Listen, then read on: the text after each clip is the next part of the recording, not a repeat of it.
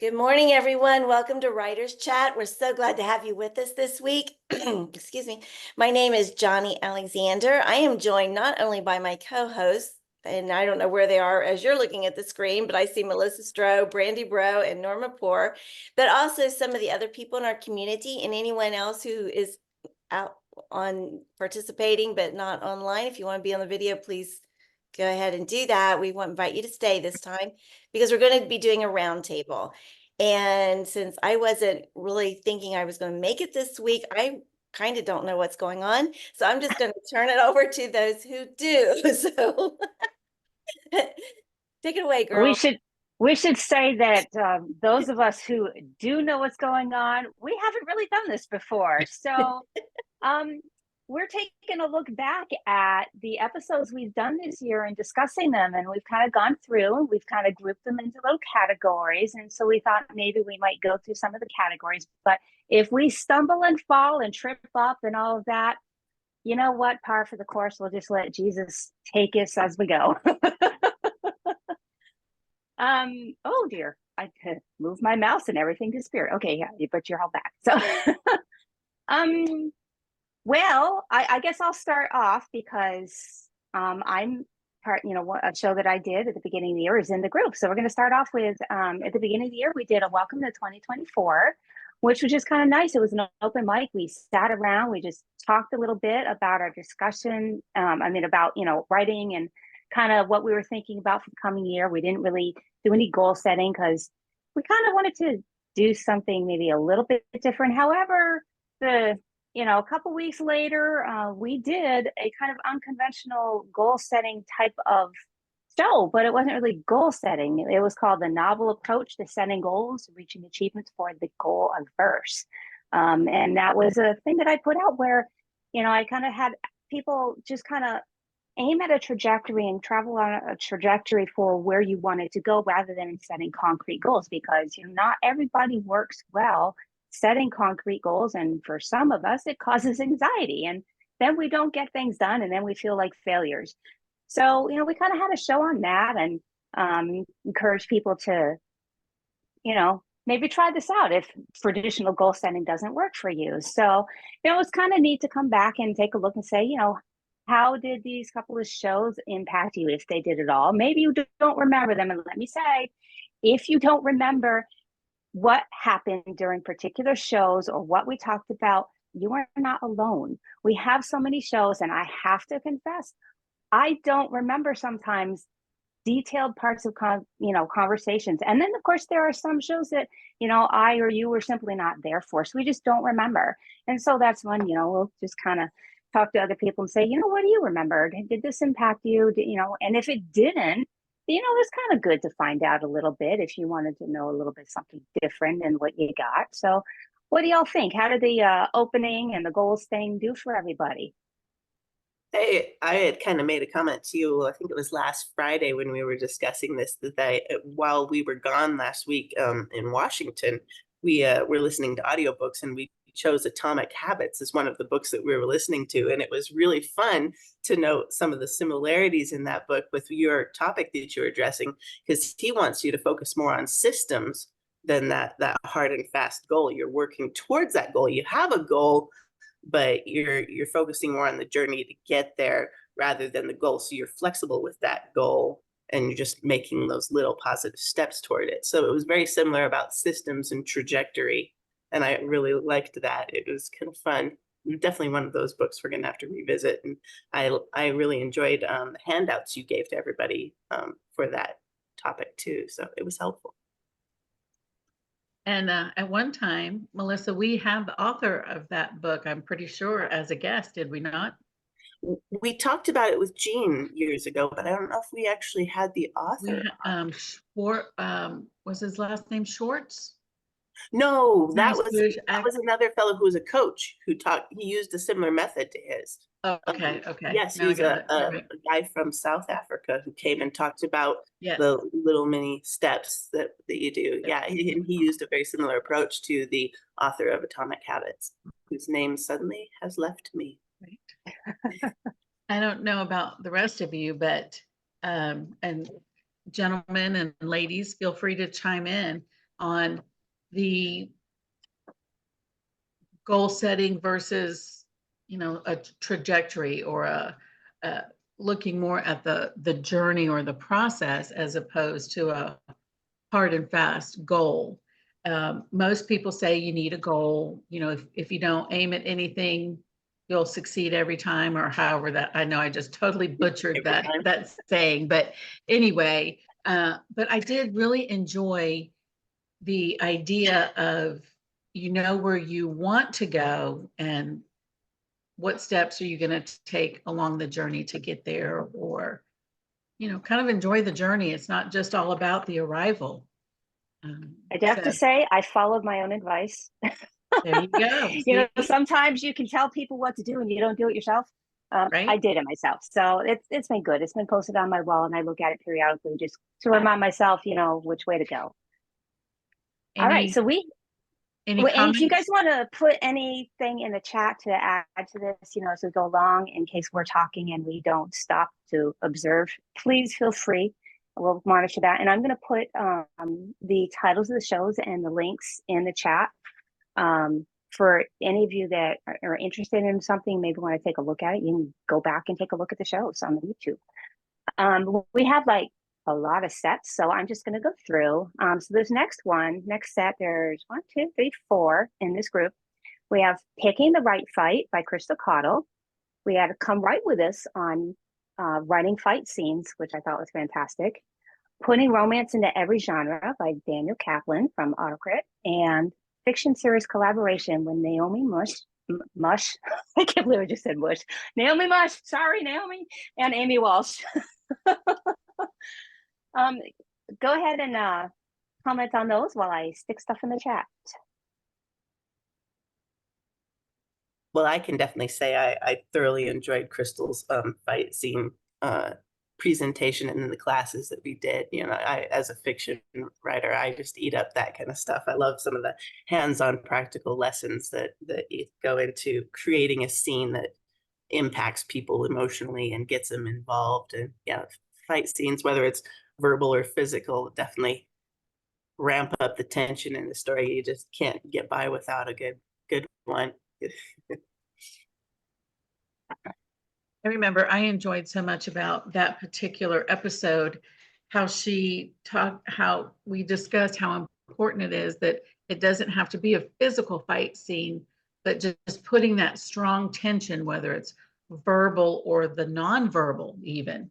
I remember we talked quite a bit about that as well, and that was pretty insightful, that it doesn't have to be this punching somebody in the face, although sometimes, we really want to.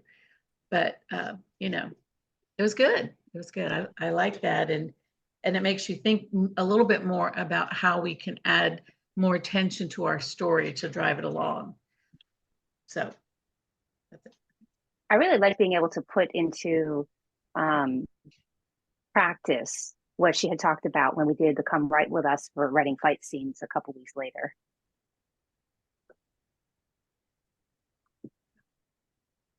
Absolutely. I'm looking to see if David commented, said that he keeps forgetting to scroll through all of the old recordings. There's a lot on there. Yep. Now I know, speaking of fight scenes, I know at Blue Ridge, I think the last 2 years maybe, they've had a whole class on doing fight scenes. So wasn't there even one with swords or something? Do you remember? Larry, you want to talk on that for a sec?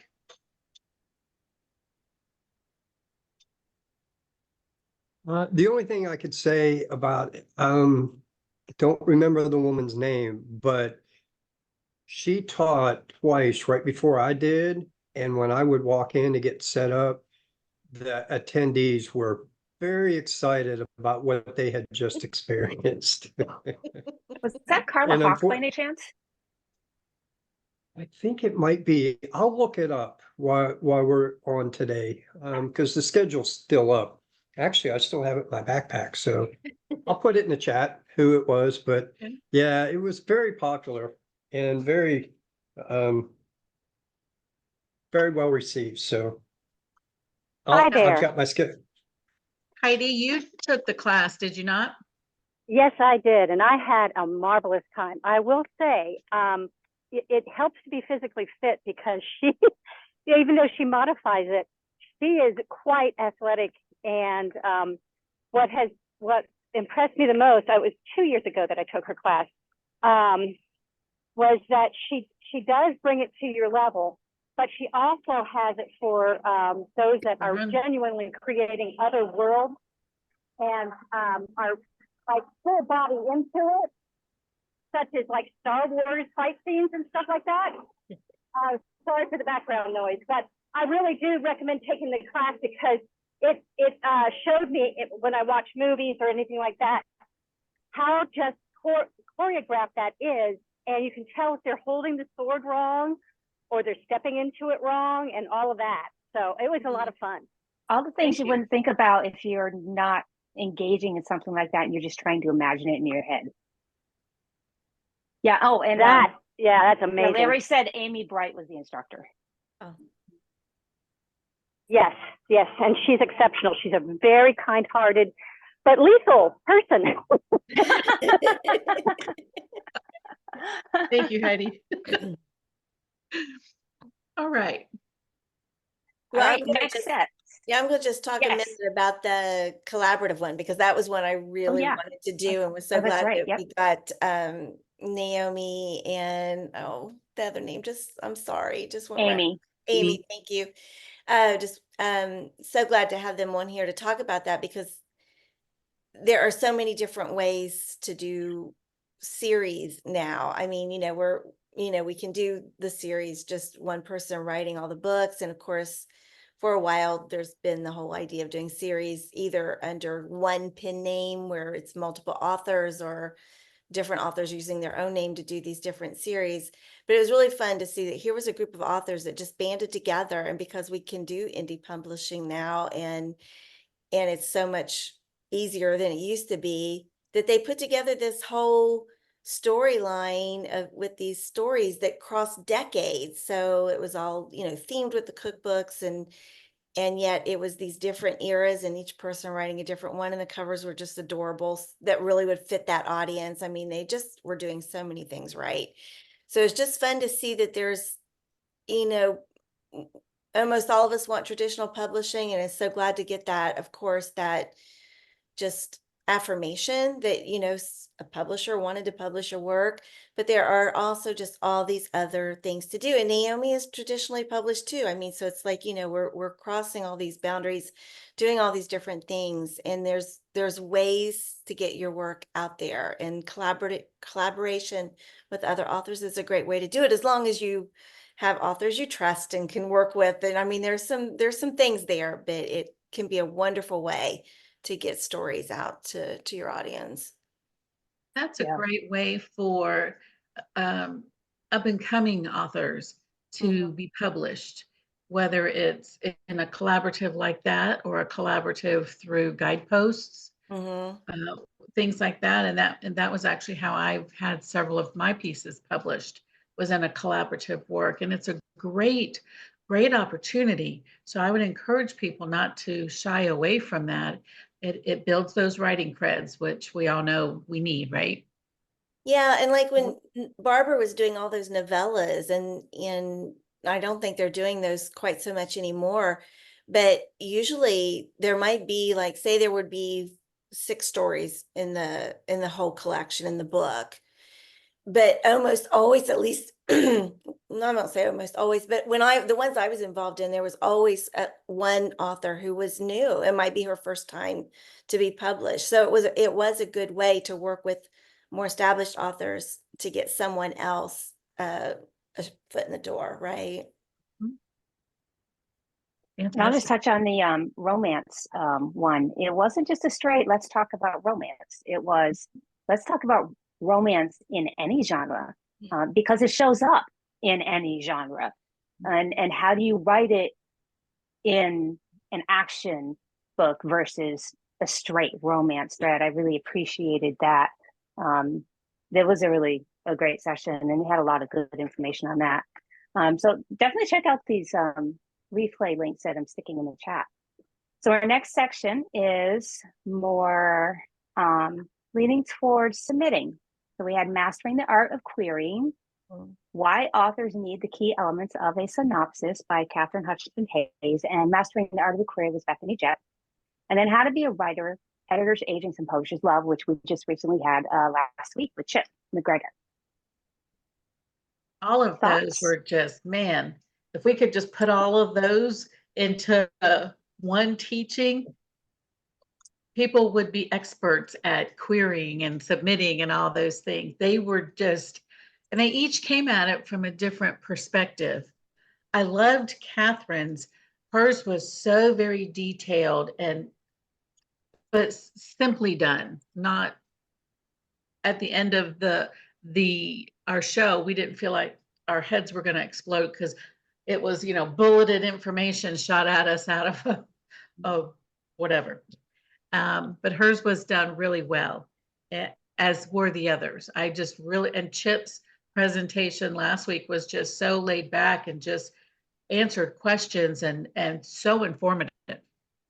Like I said, if we could just put all them together into one teaching, I think that would be the end all to that teaching. Maybe, or maybe not. Things change.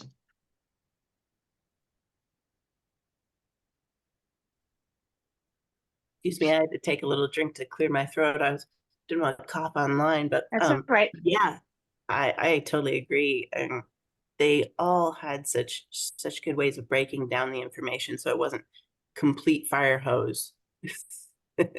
And I actually did get a chance to go and watch the replay with Chip since I wasn't able to be there that week, and it was good to get a refreshing I guess I'm trying to think how to word it, to look at the perspective again of the professionals and remember, not only the etiquette that you should have, but to be mindful too of what you as a more established author still need to be mindful of. I really appreciated the questions posed to him about problems that he sees with more experienced authors and some of the pitfalls that they could fall into, and the remembering where you come from and always be humble and teachable. And I think that's good, valuable information for us to always keep in mind. Yeah. Well, I haven't talked to him yet, but I am going to contact Chip and say I'm still waiting for my prayer sock. And he'll tell you, because I said the same thing, he will tell you that as soon as your check clears, send it. Interesting. Submitting and marketing were the largest groupings of shows so far this year, and marketing is the next one up. So let me tell you what we did with that this year so far. We had the novel marketing conference recap with Melissa and Johnny. I really can't talk. Trust me, I can. All right. We had the 31-day author platform challenge with Bitsy Kemper, lead magnets boost growth with Patricia Durgan, prepping for a successful Kickstarter with CJ Malacy, and then selling books by the boatload at live events with Robin Dexter. I find it interesting that this was like the biggest bunch of things that we did this year. And I'd be kind of interested to know from all the rest of you, has it been too heavy on the marketing shows so far this year, or has it been a good mixture of what we're putting out between nonfiction, fiction, and marketing and submitting and all of that, and then writer support as in the writing life? I think it's been a good mixture because so much depends on our marketing and on our platform and all of that, and it changes so rapidly. I think we've done a great job, and I really picked a few things from each of those topics that I've written down to implement. I haven't done all of them yet, but I've written them down to implement because it's part of the author life. Those that have been established authors for a long time, 20, 30 years, know that they didn't used to have to do this. But now doing the marketing, like I said, in the social media, we have to have those things or we won't. We'll have a hard time succeeding. So I think we run a nice balance of that. And I gleaned so much from each of those, whether it was Robin Dykstra's How to Sell Your Books when you're doing a speaking gig, or Patricia's very well, she had a nice process of how to do lead magnets and all of that kind of thing. So just each one was very, very informative. Yes, particularly the shifting your position when you're going to change topics. Right? Or slightly step away from the podium when you're interrupting your line of what you're talking about. I really appreciated that display of body mannerisms and how you incorporate that with when you're talking. Sometimes I feel like I'm in front of the camera, I need to stay in one position and don't move. And you don't. And it's just neat to see that incorporated as she was talking about it. Any of the audience, any of you guys, David or Dennis? I'll jump Larry? in real quick. Okay. I don't think you can talk about marketing enough, particularly for new writers, because what I've seen as an acquisition editor for 2 publishers is authors, particularly new writers, they want to think big, how do I get the word out social media? Okay, well, it's more than that. Okay, I'm going to preach for a second if you don't Go mind. ahead. Good job. I think, first of all, I encourage new writers, find out where your audience is. Mhm. Okay, if they're not on TikTok, don't bother being on TikTok.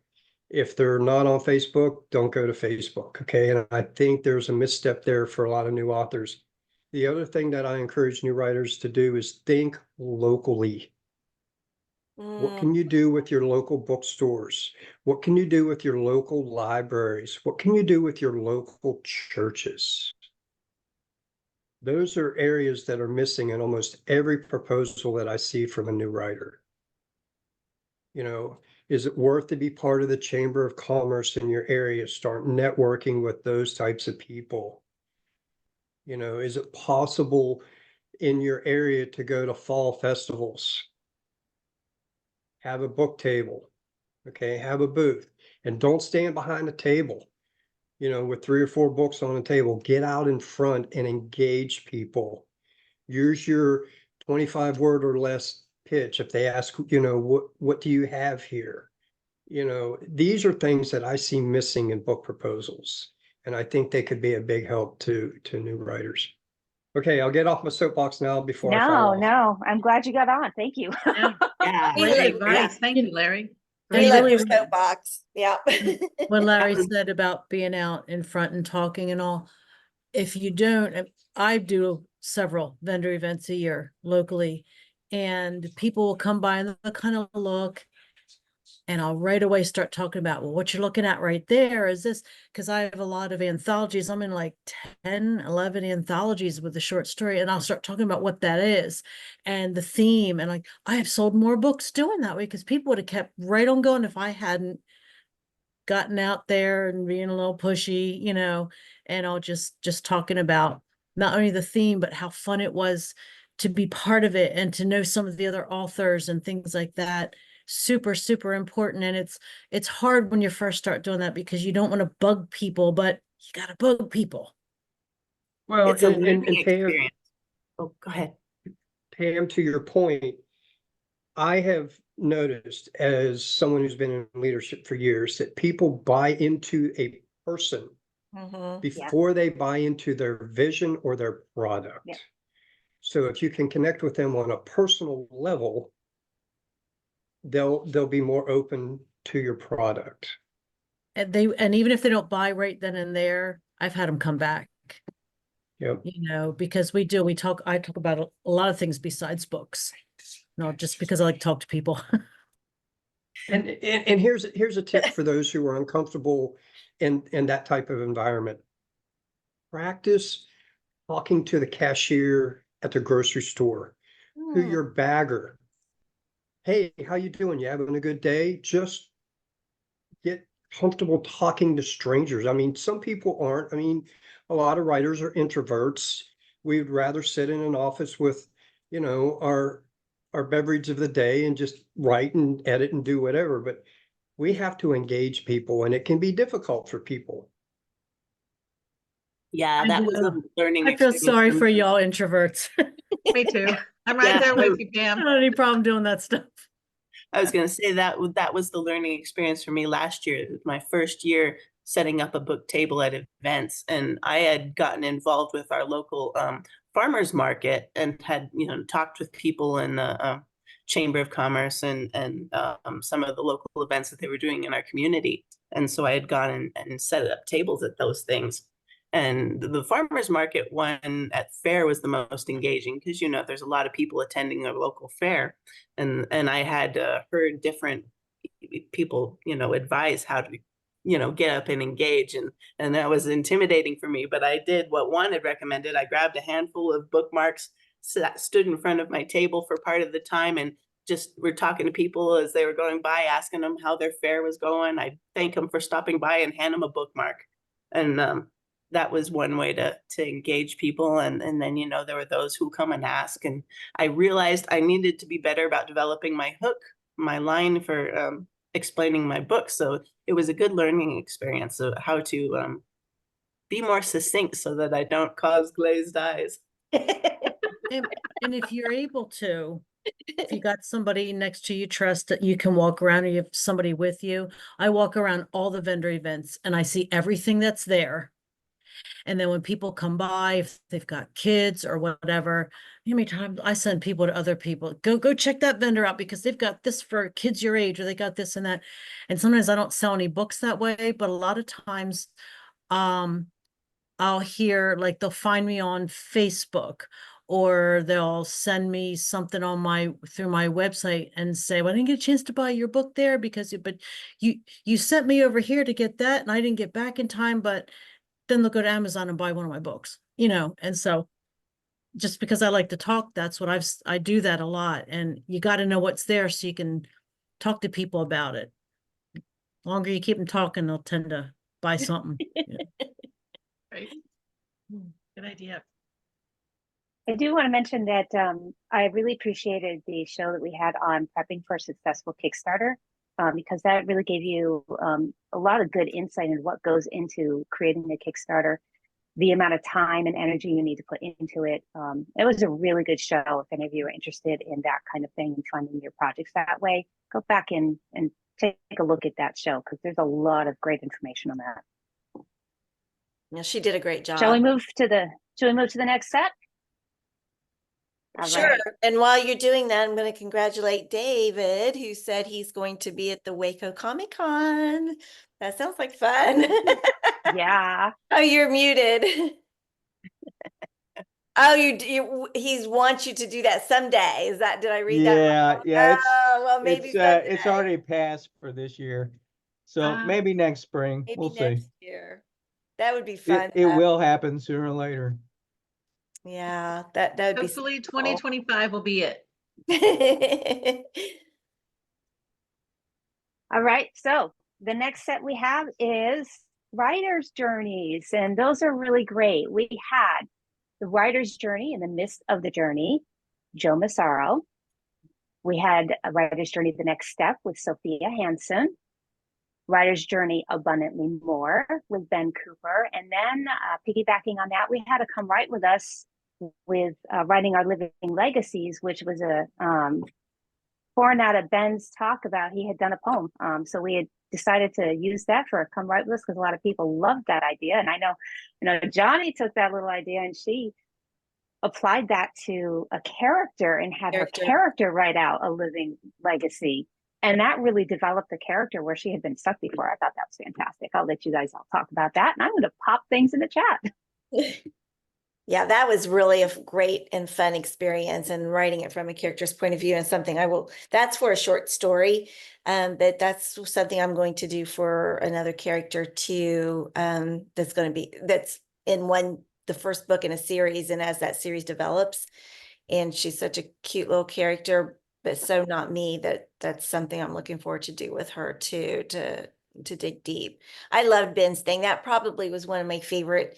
It's hard to pick a favorite because, there's different categories and all of that, but just from a very personal, heartfelt, resonating, I think Ben was my favorite so far this year.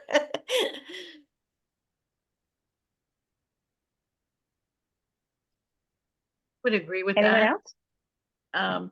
Just thinking about all of these, the writer's journey, it's almost like one kind of spilled over into the next, And I love when God does that. You know, we call somebody on, we don't know exactly what they're going to say, but each one just kind of spilled over into the next. And then we ended with the living journey, or living legacy, sorry. And that there's so many different ways that we could approach that legacy, as Brandy led us through that exercise with different, what's the word? Words are hard sometimes, you guys. Prompts? Are you thinking prompts? Different prompts, yes, thank Yeah. you, of how to go through it. And it was interesting because everyone that was in the groups, several people took those prompts from completely different angles. It wasn't like this little cookie cutter show where everybody kind of had the same mindset. And that just opened an even broader horizon of the possibilities of writing out that legacy. So I think that's something we should revisit again. Yeah, that was really cool. That was one of my favorites too. And the way Brandy, the way you did our class on that, I got the idea. There's a local artist, and she has all kinds of craft classes, and I did a writing thing there. But I said to the group, like, end of October, beginning November, how about if I come in and I talked about what that was, that type of a poem as a living legacy, teach a class on that, and then people would have something they could give as a Christmas gift. And they love the idea. So I'm looking forward to doing that. And I don't know if I shared, because I told the group I had done one for my granddaughter who just graduated high school. And I was supposed to, what did I do with it? I was going to share it with y'all, and I don't remember if I did. Did I put it on our page? I don't remember if you actually put it up. I know that you had wanted to make sure that it went where it was supposed to go first before you shared it with Yeah. us. Yep. I'm trying to remember where I put it on. Well, somebody go ahead. I'll find it. Well, find I'm it. just going to go back to the whole writer's journey thing. I don't remember how many years we've been doing writer's journeys now, but I kind of remember when we Couple. started talking about it, because it's so obvious that we all have these different journeys, and we've, different people have talked about thinking that they were being led to write one thing and then end up writing something else, or just how long that journey can be before that first publication. And for other people, it's really short.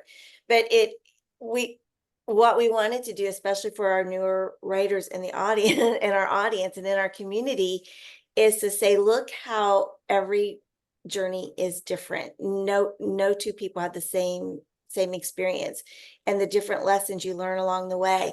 And so all of our writer's journey episodes have just been so powerful and vulnerable and well prepared. We ask people to share the journey, and they don't just get on here and just start talking. They really give thought to what they're going to say and what they're going to present.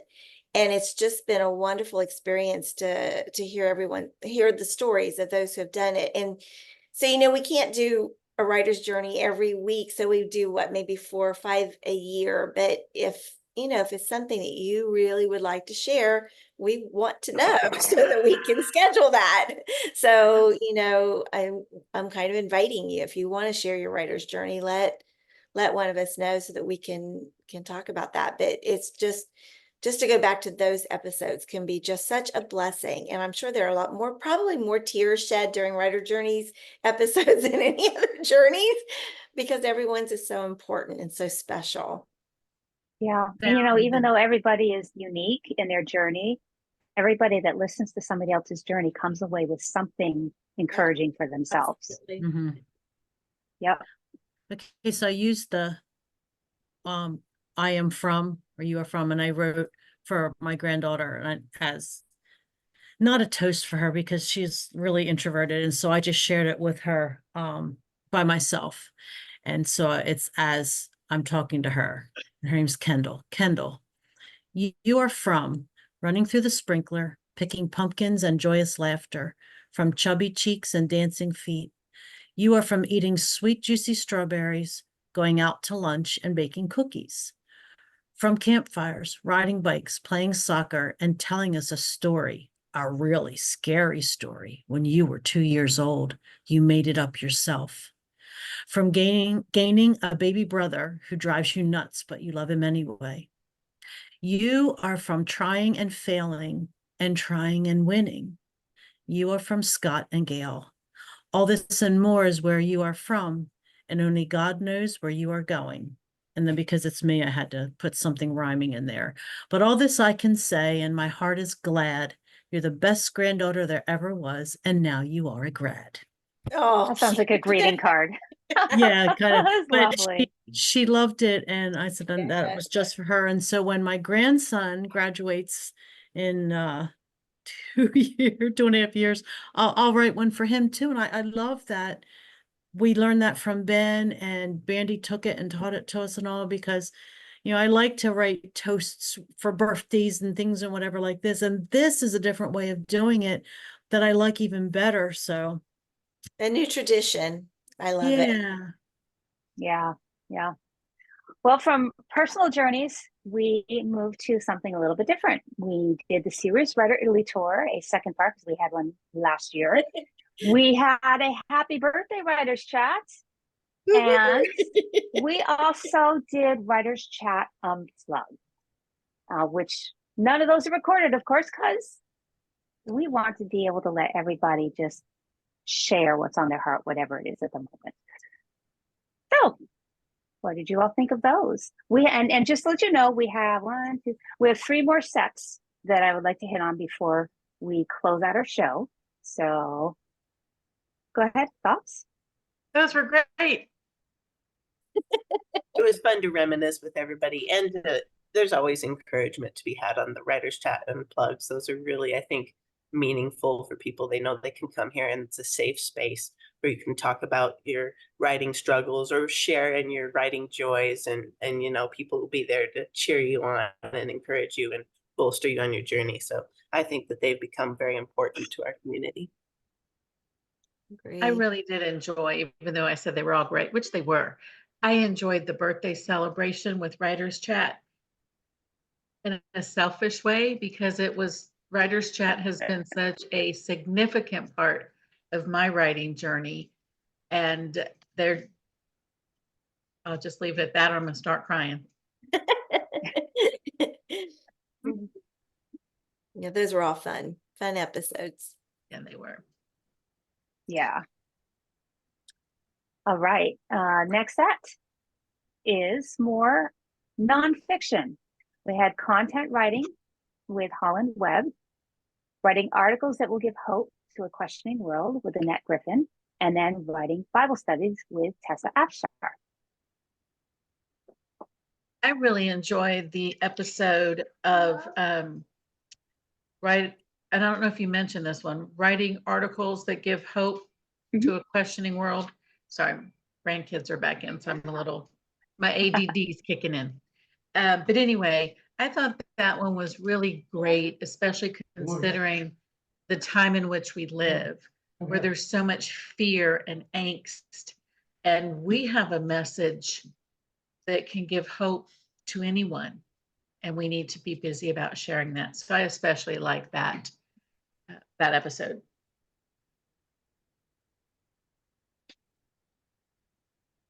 Anyone else?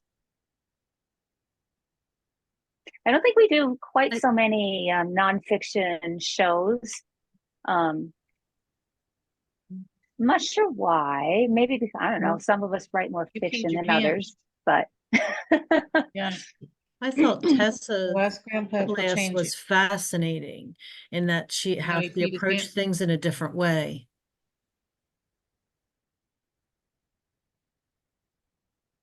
yeah, I like that as well. I like that she mentions, she had different different points to how to put Bible study together. Things that I hadn't thought about. As you're going through here, it's like astounding to me how many episodes I have missed because I don't feel like I missed that much. But I guess it's just been this first half of this year has been kind of a crazy. I mean, I've been traveling and gone and doing different things. So I'm sorry for those ones that I've missed, like Tessa's and and that's too. I missed both of those.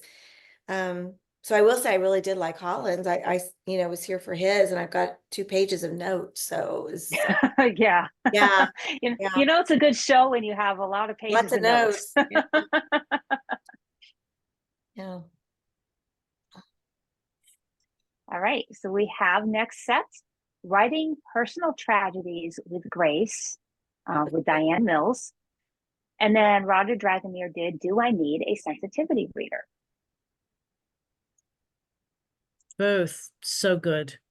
So good. And I don't write tragedies. I blog a little bit about Anna, but that's not, but to hear all of that and the sensitivity, what Rhonda found out about things that we wouldn't have thought of, so I thought they were both excellent.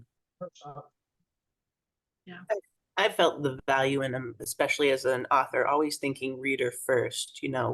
What is the purpose of your content and why are you including it? Is it something necessary and is it going to impact the reader in a way that's going to benefit them, whether it's reaching out to them in their tragedy or relating to them in their circumstance that might be very far removed from your own. So yeah, to really do your homework, do your research, and be diligent to make sure your content is ministering and reaching other people where they're at, and not doing harm in out of whether it's an intent or ignorance.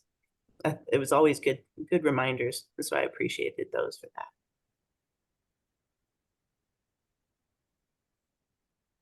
Any other thoughts on those? Nope. Okay. And our last couple, we have Let Me Entertain You with Larry Leach, who has left Disappeared.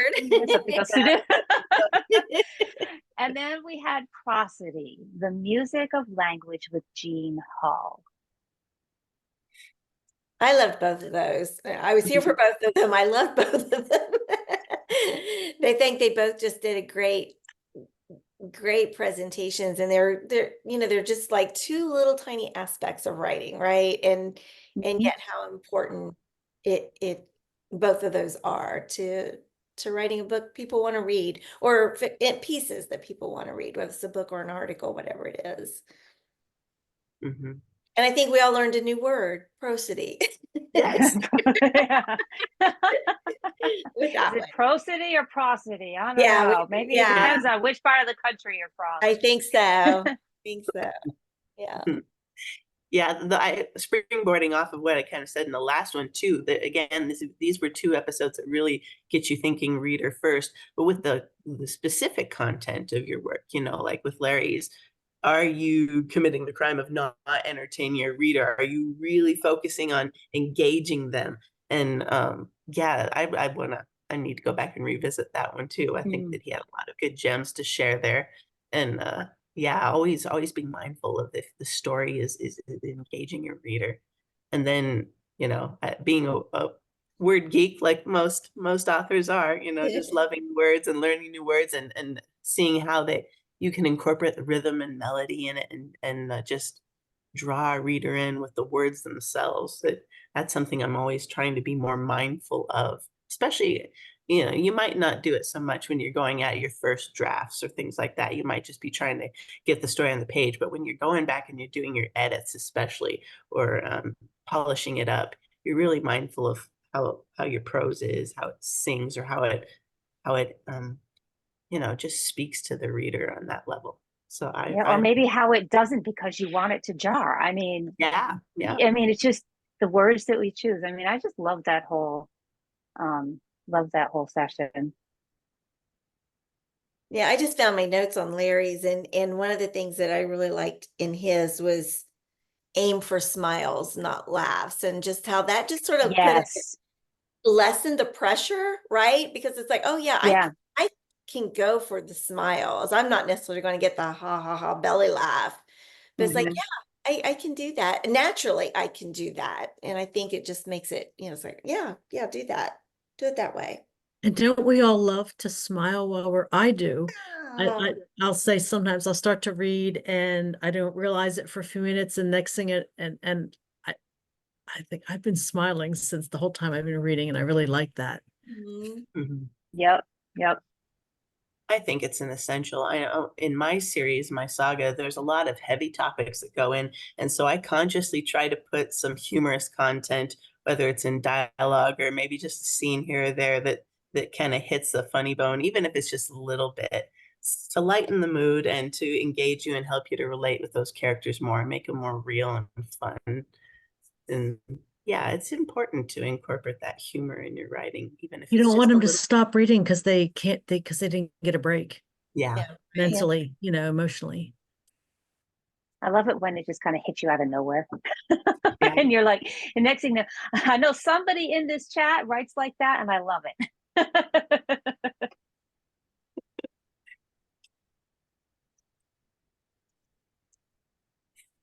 Well, those are all of the shows Wow. for this year so far.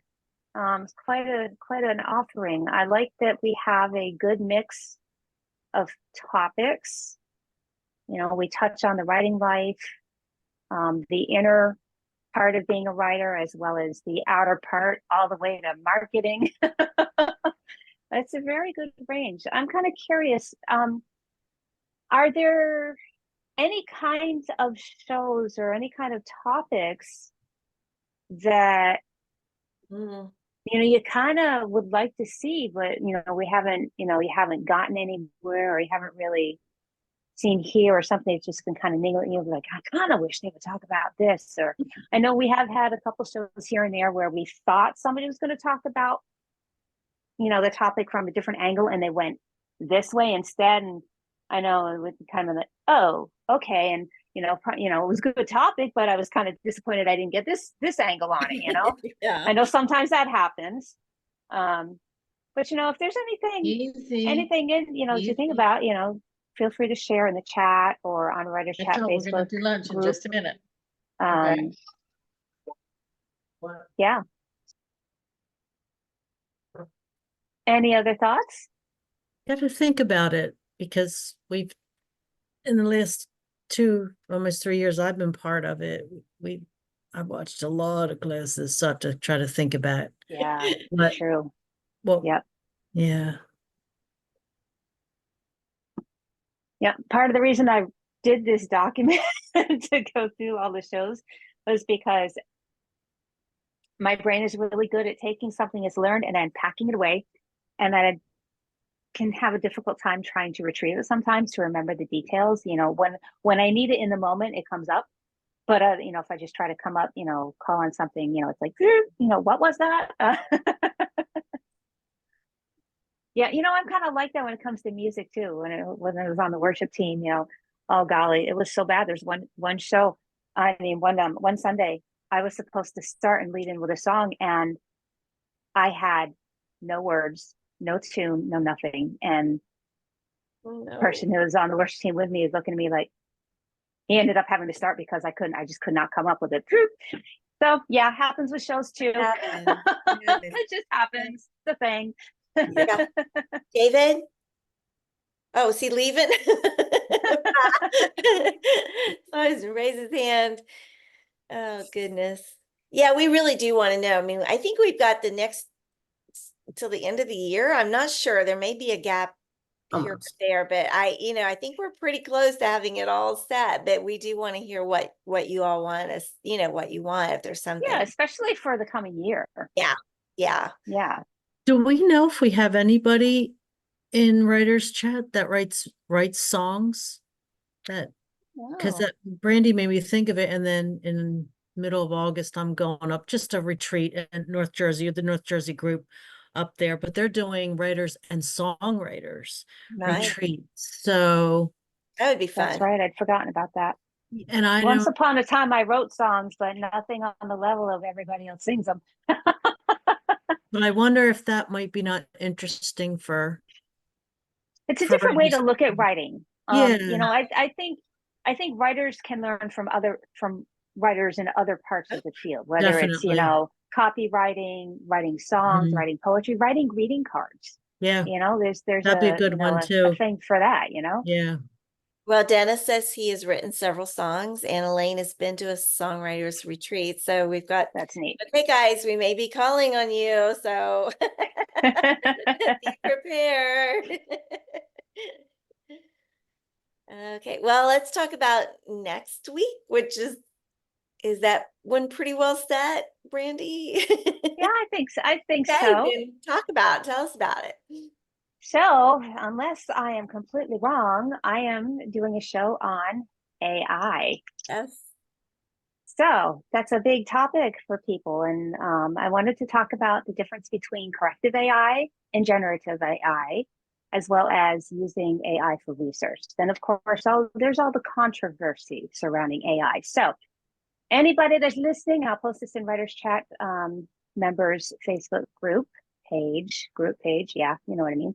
I'd like to know what kinds of questions you have about AI, or any strong opinions you have about AI, because I would kind of like to address them, but I would like to talk about them in a kind of controlled manner, so we don't all go off in one direction or the other, because this topic tends to produce very strong emotions and strong opinions. And the purpose of this chat will be to inform and maybe educate a little bit, not to draw divisions or cause contention. And so, I want to look at this from a good perspective about this, and just kind of hit a lot of sides. And then, as Dennis just mentioned in the chat, some people just don't understand it. So, what is it? Where'd it come from? Right. Where do And we go the from fact here? that we've been using it for years, not Yep. giving it a name. Right. And how does it impact And what our field? brought these changes on. And so, yeah, that sounds super great. We might need 2 parts of that or something. We may. You could probably may. do a lot of the series, but we're probably not going to do it that way. It's definitely a We'll topic to we'll start with revisit. a chat and see how that goes. Yeah. I will say, I don't think anybody here is an expert on AI, but there is my a lot of gosh. information out there. Did you read David's comment? He wrote a paper in college on AI back in 1970. Oh, David, we just might have to call on you. That was a thing back I then? was just saying, wow. And you know what? I have your email address. I know where to find you. This might turn out to be Brandy and David. So no, I'm kind of curious about what you me wrote too. about in Me 78. So too. yeah, It's I interesting. just might have Do to you email still you on have that. that paper? That's the question.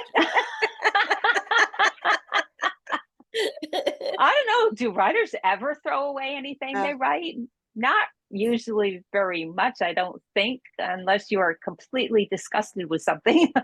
When you move a lot, like I have, yes, things do eventually or you had some disastrous thing happen in your household, and it's your computer crashed and it's all gone, whether you didn't want it to go, but it went anyway. All right. Well, So this yeah, that's been what really we're doing fun. next week. Okay, AI. So yeah, this has been fun. Brandy, thank you, and Melissa and Norma for putting it together, and especially for the work you did categorizing those and creating that document. So again, I'd invite you to put that, to upload that as a file. I will. Because that would be Sure. that could be really helpful. I mean, I had it open as we were doing this, so I could sort of refresh my mind on the different episodes. So next week again, we'll have Brandy talking about AI. If you are watching the replay, we do invite you to join us any Tuesday morning, 11 o'clock Eastern, 10 o'clock Central. Go around the globe, find your time zone. Which means Isabel's not been with us for a while. And Isabel, we do miss you. We miss all of you when you're not here. Elaine and Dennis, it's so glad to have you guys back with us today. Yeah. That's really fun. And my mind just kind of went blank. I guess that's all I need to say. Oh, join the Facebook Group, if you're not there, Writers Chat members, very simple. Check out the Writers Chat page. You'll see all of our videos, the YouTube channels, the Serious Writer channel. We have a Writers Chat playlist under that. And stay around for the after party. And now watch me try to find the recording stop button. She's going to get it this time. I am going to get it, 'cause now I know where it is. Bye, everybody. See you next week.